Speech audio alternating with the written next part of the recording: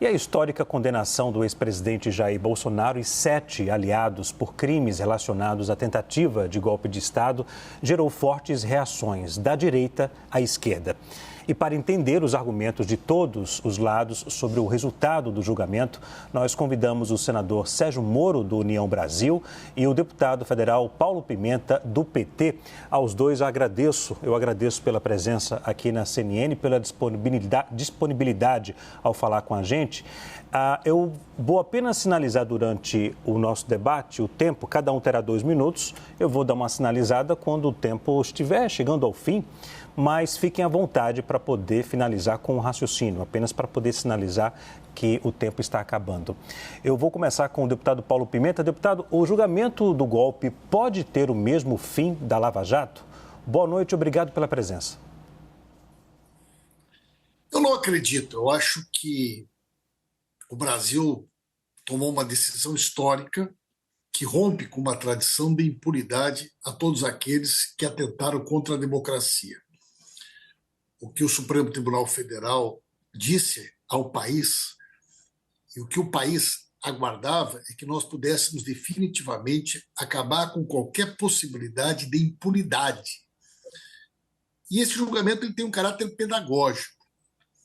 Aqueles que atentarem contra a democracia, contra o Estado democrático de direito, precisam ser punidos, porque a democracia deve ser um valor fundamental para todos nós.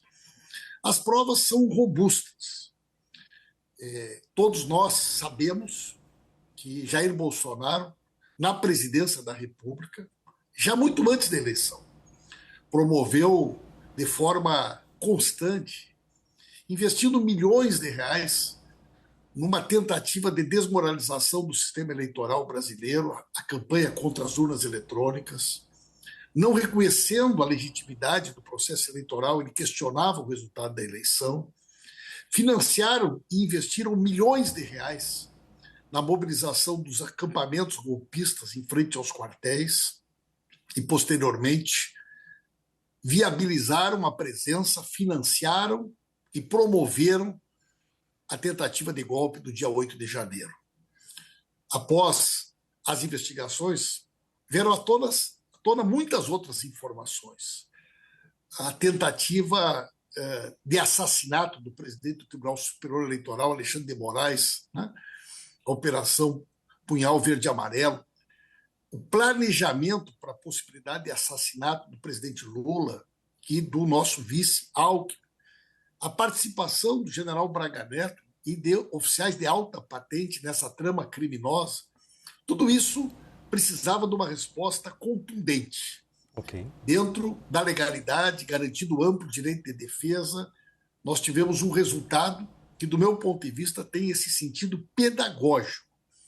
E nós não vamos de nenhuma maneira flertar com qualquer tentativa de impunidade, de discussão de anistia, que isso, além de ser inconstitucional e ter como objetivo mobilizar essa base golpista e criar uma nova crise institucional, quer também fortalecer essa narrativa promovida pela família Bolsonaro nos Estados Unidos, que já tem trazido tanto prejuízo para a nossa economia, para as nossas empresas, para os nossos empregos, e, além disso, né, flertar e estimular esse sentimento de que crime contra a democracia não deve ser punido de forma exemplar. Por isso eu acho que o Brasil está de parabéns, a democracia está de parabéns, e nós temos que virar essa página. Chega de discurso de ódio, de intolerância, chega de negacionismo. Olha tudo o que aconteceu nesse país durante, né, o Covid. Nós temos que virar essa página, ninguém aguenta mais essa página. E a gente tem que olhar para o futuro, para o país crescer, gerar emprego, promover o desenvolvimento, né, criar oportunidades, continuar abrindo novos mercados, como o governo do presidente Lula tem feito. A economia está bem, o país está crescendo, nós estamos, né, tendo resultados positivos a todo momento, e agora temos que virar essa página, olhar para o futuro, e a questão do Bolsonaro deve ser tratada no âmbito da polícia e do judiciário e não transformar numa questão da pauta do Congresso Nacional. Senador Sérgio Moro, o julgamento do golpe pode ter o mesmo fim da Lava Jato? Boa noite.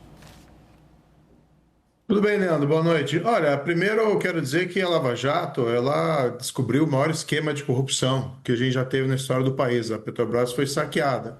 Infelizmente, depois, a minha análise é que houve uma reviravolta política e se quis trazer de volta a velha tradição da impunidade desse tipo de crime. Essa é uma agenda que a gente tem que retomar no país, e é uma agenda muito importante. Vamos ver aqui o exemplo do roubo dos aposentados e pensionistas do INSS, que, a meu ver, é filho da volta da impunidade, porque não ousariam fazer isso naquela época. Agora, falando especificamente do caso julgado pelo Supremo Tribunal Federal, ninguém é favorável a golpe, ninguém é favorável a qualquer espécie de solução de força. Nós temos aí que valorizar as nossas instituições, inclusive a democracia. Entretanto, há possíveis críticas a esse julgamento feito pelo Supremo Tribunal Federal. Foram, a maioria deles, consubstanciados no voto vencido do ministro Fux. Para mim, e esse foi o pecado original, Leandro, do Supremo Tribunal Federal, foi ele ficar com a responsabilidade de julgar esse processo. Porque, veja, o Lula foi julgado em primeira instância. Não foi julgado no Supremo, porque ele não era mais presidente. A mesma coisa o Bolsonaro. O Ramagem, deputado federal, mas os atos que lhe foram imputados foram anteriores ao exercício do mandato.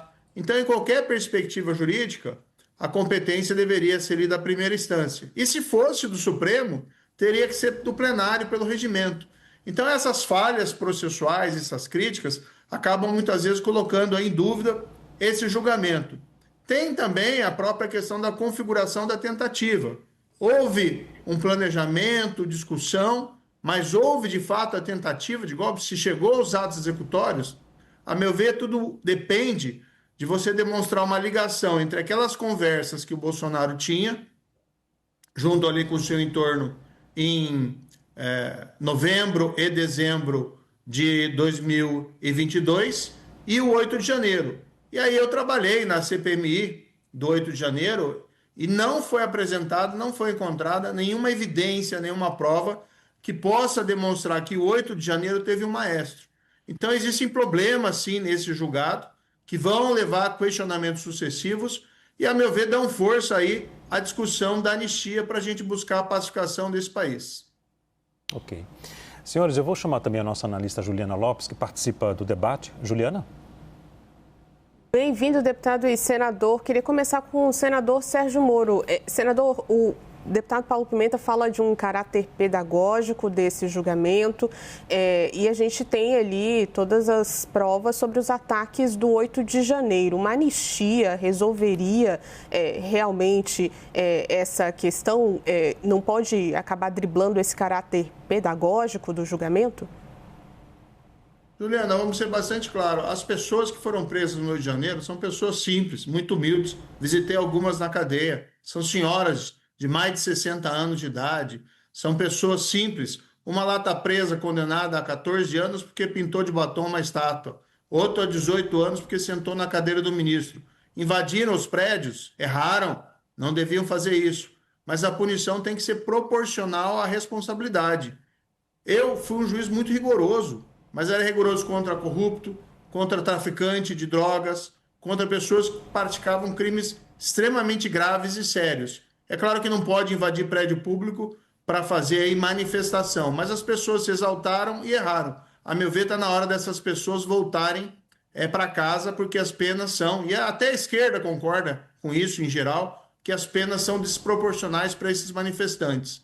Outra situação são os que foram julgados ali, Bolsonaro e do seu entorno. Para dizer que houve a tentativa de golpe, precisaria ter uma demonstração, uma prova clara de que eles orquestraram o 8 de janeiro.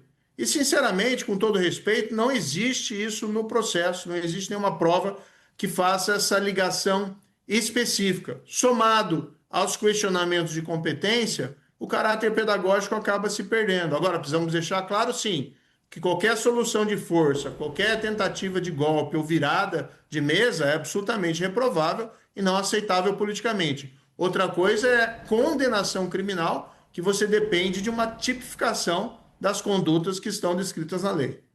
Deputado Paulo Pimenta, uma anistia poderia reverter esse caráter pedagógico do julgamento? Olha, dizer que aquilo que aconteceu no 8 de janeiro foi uma manifestação onde as pessoas se excederam porque entraram nos prédios públicos. Gente, aquelas pessoas foram pagas para estar lá, elas ficaram durante muito tempo acampadas em frente aos quartéis, foram financiadas, e houve uma campanha de desmoralização do sistema eleitoral, das urnas eletrônicas, de questionamento da eleição. Há uma farta documentação que demonstra que havia um plano, inclusive para assassinar o Alexandre de Moraes, o presidente Lula e o nosso vice-presidente Alckmin. Por um detalhe, não houve uma explosão de um caminhão naquela véspera da posse, próximo ao aeroporto de Brasília, já no dia da diplomação, no dia 12 de dezembro. Essa organização criminosa já havia promovido um enorme quebra-quebra em Brasília. Portanto, nós estamos tratando, sim, de uma organização criminosa que tinha hierarquia, papéis definidos, comandada pelo ex-presidente Bolsonaro e pelas pessoas do seu entorno, né? Nós relativizarmos isso, querer tratar como algo banal, como se fosse uma manifestação qualquer, não há nenhuma dúvida que flerta com a impunidade, que estimula as pessoas a imaginar que os crimes contra a democracia e os crimes contra o Estado democrático, de direito e as nossas instituições são crimes menores. Não. E a questão do foro, gente, a questão do foro já está resolvida, né? Tanto é que as 400 pessoas foram condenadas e o próprio ministro Luiz Fux reconheceu o Supremo Tribunal Federal como o foro adequado para aquele julgamento, né? Já houve mudanças de interpretação, até 99 o STF tinha uma interpretação, depois ele modificou, agora em 2025 foi mudada novamente, foi tudo feito dentro da legalidade e eu tenho certeza, inclusive, que não há, né, no país qualquer possibilidade ou disposição para haver um apoio social para uma tentativa, né, de impunidade que seria flertar com o crime, o que na prática significa uma tentativa de anistia. Leandro. Deputado Paulo Pimenta, a pena de 27 anos e meio de prisão para o ex-presidente Jair Bolsonaro é justa ou não? Veja bem, essa questão não é uma questão da política. Essa é uma questão do judiciário, né? A pior coisa que nós podemos fazer nesse momento é tentar trazer para o campo da política um debate sobre os crimes, a dosometria da pena. Houve uma decisão, né, uma decisão do Supremo Tribunal Federal, dentro da legalidade, dentro do Estado Democrático de Direito. Cabe agora os advogados do Bolsonaro e do núcleo da trama golpista encontrar, né, do ponto de vista jurídico, recursos que eles acham que, de alguma maneira, possa ser colocado. Mas eu não vou discutir o tamanho da pena, entrar no mérito de uma questão que é de natureza judicial, que é de natureza policial. Inclusive, falando em questão policial, nós não queremos ser implacáveis só no combate aos crimes contra o Estado Democrático de Direito e contra a democracia. Nós queremos também ser implacáveis na corrupção promovida pelo governo Bolsonaro. E a questão do roubo do INSS é um bom exemplo. Inclusive, essa arquitetura criminosa foi montada dentro do governo Bolsonaro, no período, inclusive, que o senador era ministro da Justiça. Dia 11 de abril de 2019, foi instituído o grupo de trabalho do Ministério Público Federal para apurar as fraudes da Previdência. E não foi feito nada. As investigações da Polícia Federal foram arquivadas, a CGU não fez nada.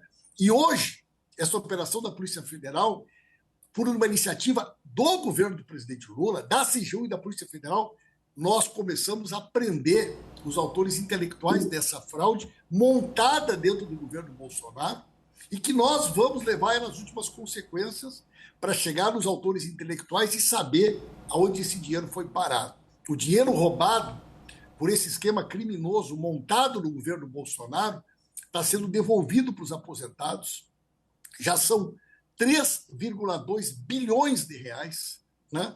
3,2 milhões de pessoas que já receberam dinheiro de volta, 1,7 bi devolvido. Okay. Nós vamos garantir que todo esse dinheiro seja devolvido e nós vamos ser implacáveis no combate à corrupção para mostrar para o Brasil que nós devemos ter exatamente esta conduta, esta orientação do governo do presidente Lula, e é assim que nós vamos proceder. Senador Sérgio Moro, a pena de 27 anos e meio de prisão para Bolsonaro é justa ou não? A pena é exagerada, né? 27 anos retrata um pouco o pecado original que eu disse, Leandro. Primeiro, tinha que ter sido julgado em primeira instância. E tem um dado, né, que o Supremo ele acabou sendo invadido lá em 8 de janeiro e ele se sentiu também agredido, né, durante o governo Bolsonaro diversas vezes pelo próprio presidente. Então, acho que a questão emocional pesou um pouco aí na pena para fixação em patamares tão elevados. A ilustrar que a questão da competência não é só uma questão técnica, é uma questão também, ó, não é melhor julgar ali porque o tribunal se sente, de certa maneira, ali ofendido. E é claro, ninguém concorda com invasão de prédio público, mas não tem prova, né, nenhuma prova de que, de fato, aquelas pessoas, Bolsonaro ou generais, estavam por trás daqueles ataques em Rio de Janeiro. Nem faria sentido que fosse assim, porque já tinham deixado o governo. Se fossem fazer aquilo, teria sido antes dele deixar o governo. A própria questão mencionada aqui pelo deputado da bomba, não existe nenhuma prova de ligação de Bolsonaro com aquela tentativa de colocar uma bomba no aeroporto e o indivíduo foi preso, inclusive julgado separadamente. Não foi nem julgado nesses processos, até porque não existe qualquer ligação. Agora, né, o PT, a gente sabe, roubou lá a Petrobras lá atrás, roubou lá no Mensalão e agora tenta roubar a verdade em relação a essa questão do INSS. Ora, existem suspeitas fundadas, inclusive desse indivíduo que foi hoje preso, o tal do careca do INSS, que ele teria pago suborno para funcionários do INSS nomeados no governo Lula. O presidente do INSS anterior, o procurador-geral do INSS anterior, a alta cúpula da administração, coordenador-geral de benefícios do INSS do anterior aqui, mais nomeado no governo Lula. Então, as suspeitas que existem maiores são que esse esquema floresceu e cresceu enormemente durante o governo Lula. E os funcionários suspeitos de receber suborno são nomeados pelo governo Lula. Agora, a gente precisa retomar realmente o combate à corrupção, porque ele ficou ali prejudicado, mas não dá para aceitar essa tentativa do PT, não só de roubar, mas roubar a verdade. Falar aqui que isso começou e isso foi feito, né, expressivamente durante o período que eu era ministro da Justiça. Durante o período que eu fui ministro da Justiça, nós, inclusive, foram suspensas várias dessas associações que estavam sofrendo reclamações de aposentados porque estavam sofrendo descontos indevidos.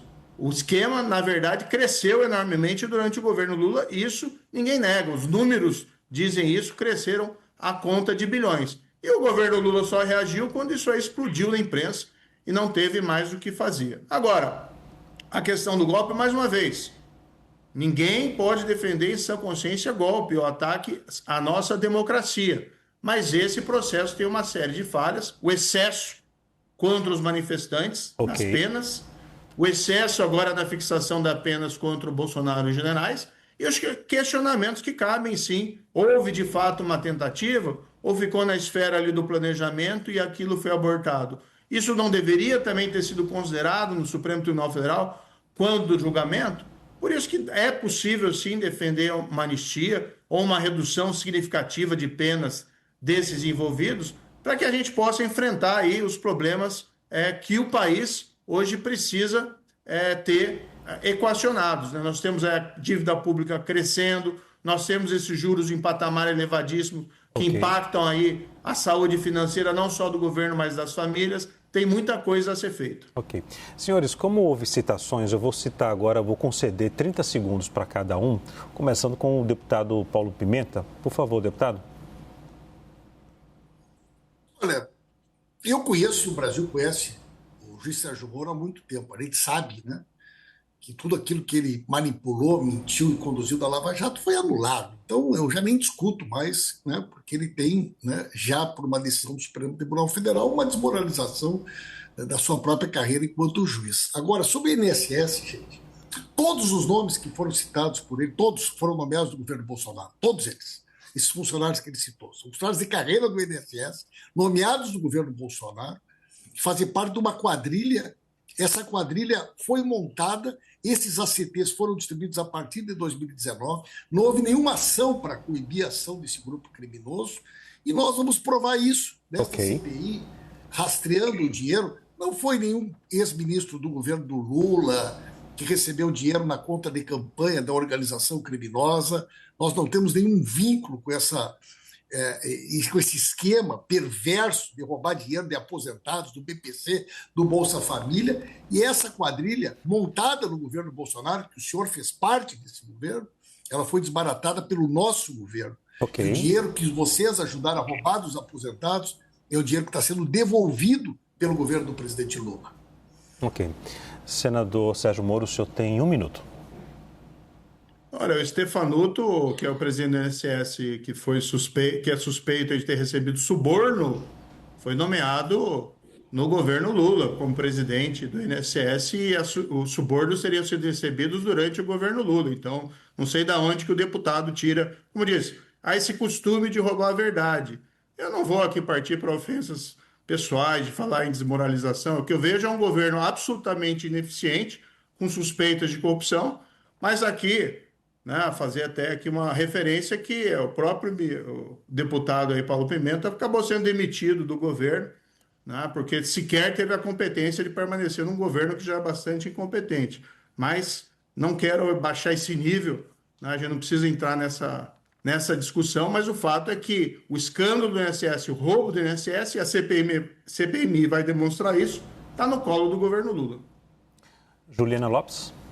Queria ampliar um pouco essa questão do julgamento pensando no cenário eleitoral de 2026. Senador Sérgio Moro, começando pelo senhor, esse julgamento tira o ex-presidente, de fato, do cenário político e também das eleições e pode, de alguma forma, impactar e isolar o bolsonarismo criticado pelo PT, do deputado Paulo Pimenta e, no passado muito recente, pelo senhor?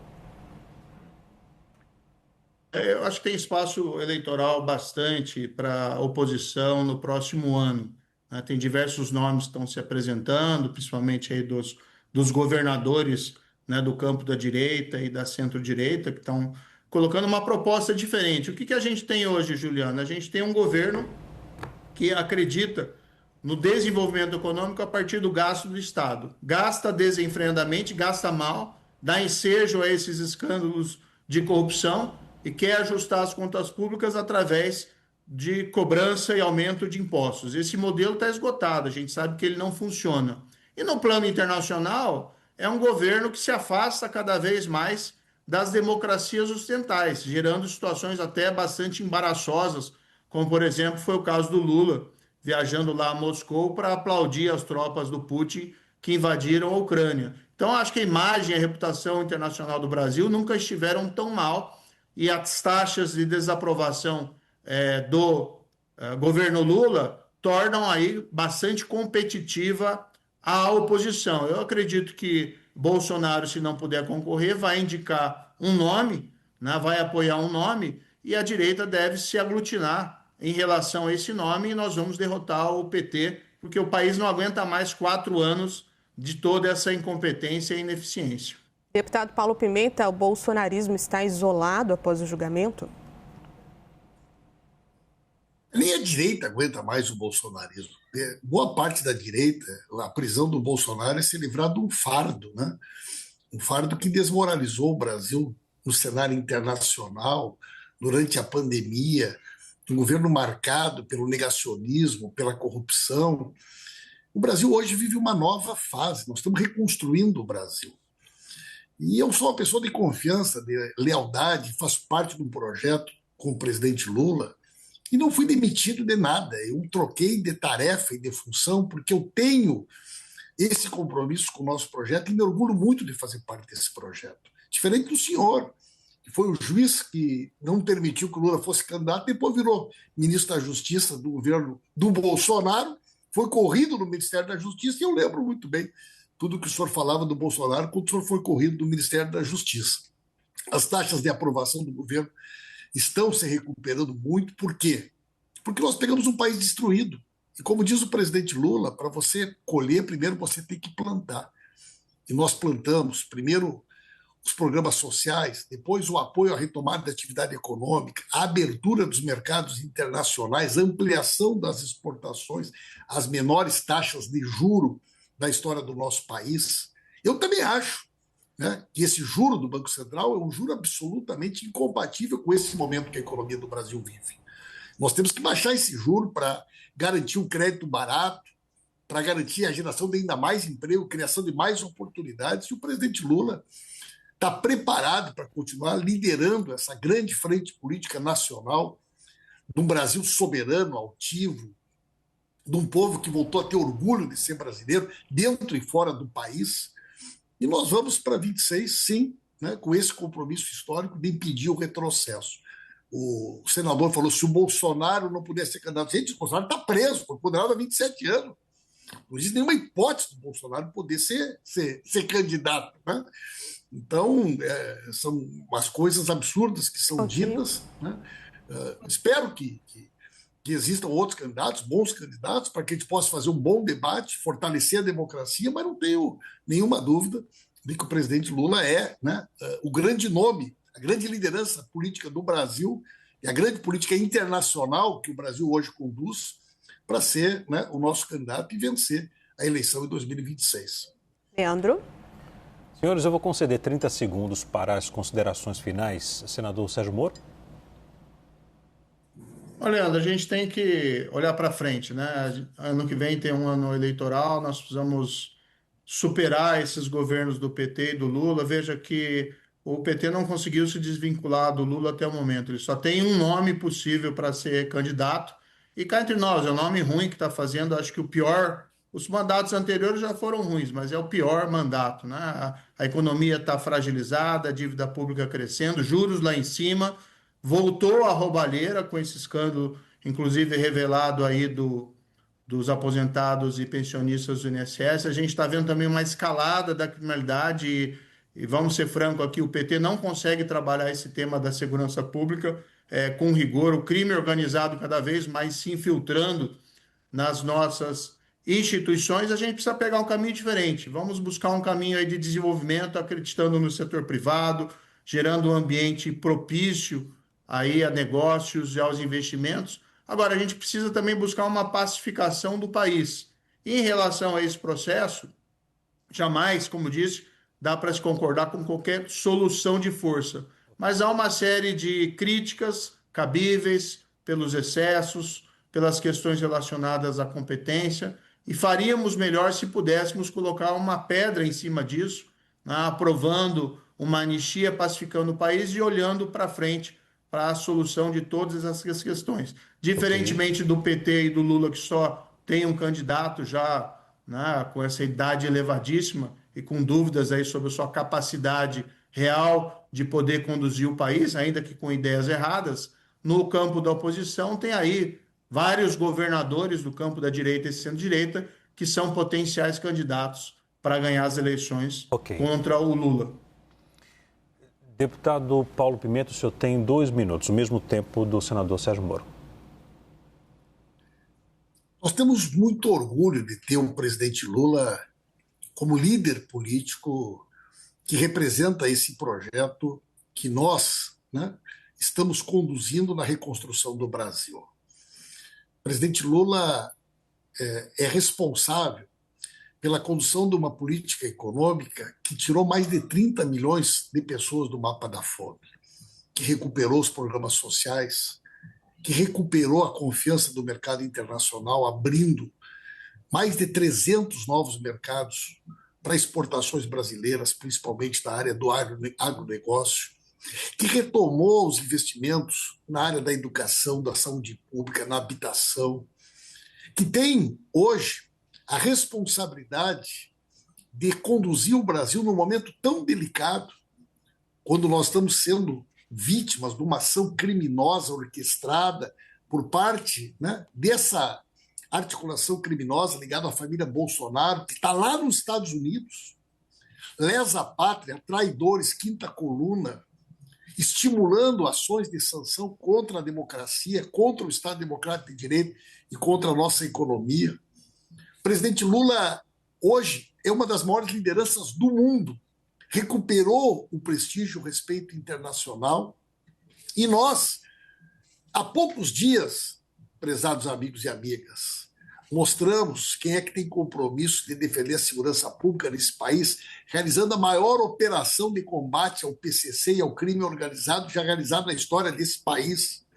Nós não temos bandido de estimação, nós não temos pacto nem acordo com a milícia, nós temos compromisso implacável de combater o crime organizado. Ok. Nós estamos aí combatendo o roubo contra os aposentados, contra o INSS, as pensionistas, o Bolsa Família e o BPC.